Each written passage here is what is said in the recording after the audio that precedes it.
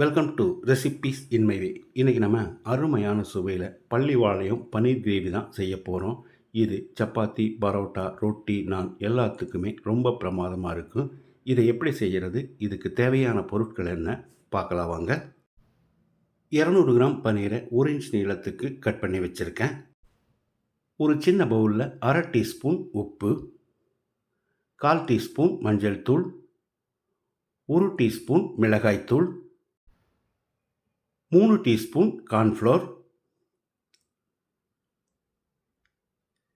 இது எல்லாத்தையும் நல்லா கலந்துடலாம். இந்த மாதிரி கலந்து விட்ட பிறகு இதை எடுத்து பன்னீரை தூவி கலந்து விட்டுறலாம்.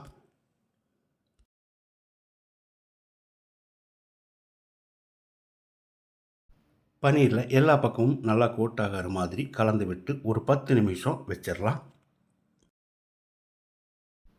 பேனில் ஒரு 2 டீஸ்பூன் எண்ணெய் ஊற்றிக்கலாம்.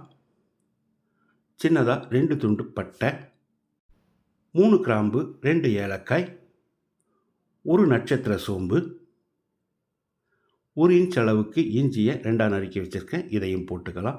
சின்னதாக 3 பல் பூண்டு, 6 சின்ன வெங்காயம். இது எல்லாத்தையும் 1 நிமிஷம் வதக்கிடலாம். அளவான தீயிலேயே வதக்கணும்.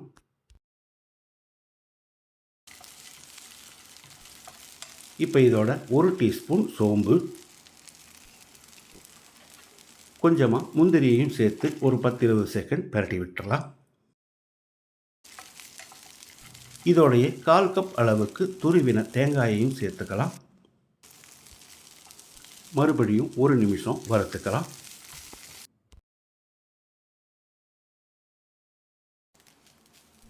இப்போ ஸ்டவ் ஆஃப் பண்ணிவிட்டு இதில் 1/2 டீஸ்பூன் மிளகாய்த்தூள், 1/2 டீஸ்பூன் மல்லித்தூள், பேன் சூட்லேயே ஒரு 10-20 செகண்ட் இதை பிரட்டி விட்டுறலாம்.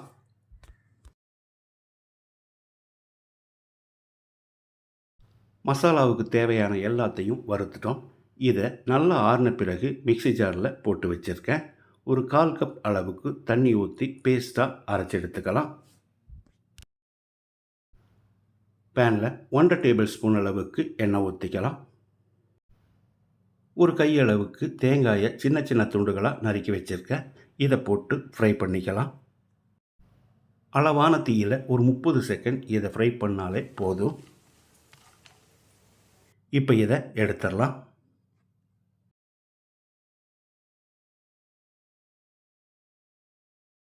மீதி இருக்கிற அதே எண்ணெயில் 10 நிமிஷம் மேரினேட் பண்ணி வச்சுருந்த பன்னீரையும் சேர்த்து ஃப்ரை பண்ணிக்கலாம்.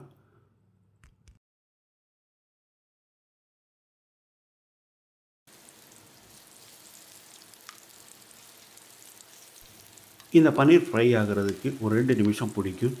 எல்லா பக்கமும் ஃப்ரை ஆகிற மாதிரி அடிக்கடி திருப்பி விடணும். இந்த அளவுக்கு ஃப்ரை ஆனது போதும். இப்போ இதை எடுத்து பிளேட்டில் மாற்றிக்கலாம்.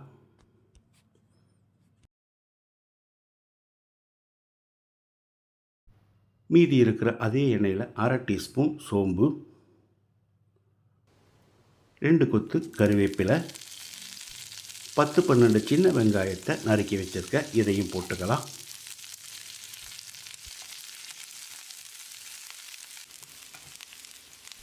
இதோடைய ஒரு 2 வரமிளகாயையும் சேர்த்து 1 நிமிஷம் இதை நல்லா வதக்கிடலாம்.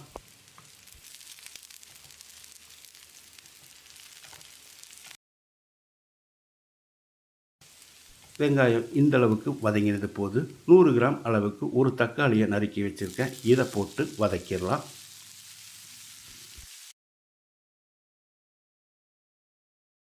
தக்காளி நல்லா வதங்கிருச்சு. இதில் நம்ம அரைச்சி வச்சுருந்த மசாலாவை ஊற்றிடலாம். மசாலாவோட பச்சை வாசனை போகிற அளவுக்கு 1 நிமிஷம் இதை நல்லா கலந்து விட்டுடலாம்.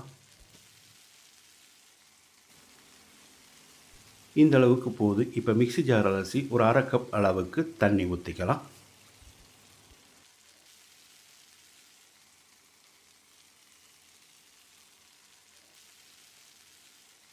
தண்ணி ஊற்றி கலந்து விட்ட பிறகு ஒரு 1/2 டீஸ்பூன் அளவுக்கு உப்பு சேர்த்துக்கலாம். ஏற்கனவே பன்னீர்லையும் நம்ம உப்பு சேர்த்துருக்கோம்.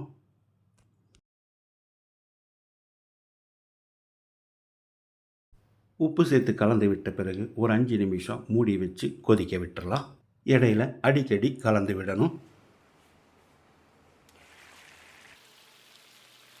கிரேவி நல்லா கொதிச்சு வந்துருச்சு. நம்ம ஏற்கனவே ஃப்ரை பண்ணி வச்சுருந்த தேங்காயையும் பன்னீரையும் உள்ளே போட்டு கலந்து விட்டுறலாம்.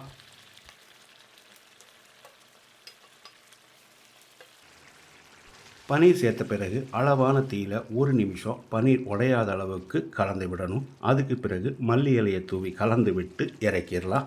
மல்லி இலை தூவி கலந்து விட்ட பிறகு ஒரு 5 நிமிஷம் மூடி வச்சிடணும். அப்போ தான் மசாலா பன்னீரில் நல்லா பிடிக்கும். இந்த கிரேவியில் ஒரு 2 டீஸ்பூன் அளவு தேங்காய் எண்ணெய் சேர்த்துக்கோங்க. நல்ல மணமாக இருக்கும். அருமையான சுவையில் ரெஸ்டாரண்ட் ஸ்டைலில் நான் செஞ்சுருக்கிற இந்த பள்ளிப்பாளையம் பன்னீர் கிரேவியை இதே மாதிரி இதே அளவுகளோடு நீங்கள் செய்து பாருங்கள்.